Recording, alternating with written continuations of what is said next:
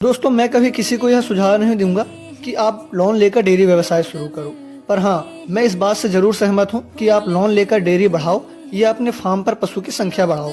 मैं ऐसा इसलिए कह रहा हूँ क्योंकि जब हम लोन लेकर डेयरी फार्म शुरू करते हैं ना, तो हमें डेयरी से जो इनकम जनरेट होती है उसे आने वाले संकट के लिए सेव नहीं कर पाते और सारी इनकम लोन की ईएमआई पर लगा देते हैं। 4 से 6 महीने बाद जब गाय प्रेग्नेंट होती हैं और धीरे धीरे दूध देना बंद करती हैं, यानी ड्राई पीरियड में आती हैं, तब हमारी इनकम ऑन एन एवरेज 80% हो जाती है और 20% इनकम के साथ हमें लोन की ईएमआई और गायों की फीडिंग दोनों मैनेज करनी पड़ती है।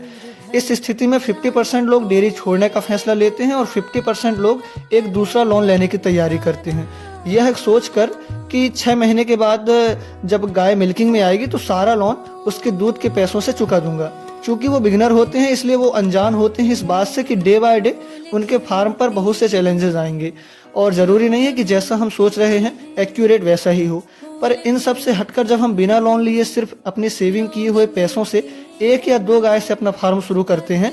तो उसमें जो इनकम जनरेट होती है उसे हम सुरक्षित रख सकते हैं और जब हमें लगने लगता है कि हम इस काम को और बेहतर तरीके से कर सकते हैं, तब हम सरकार की योजनाओं से, जिसमें सब्सिडी भी बहुत होती है, उससे लोन लेकर अपना व्यापार का विस्तार कर सकते हैं।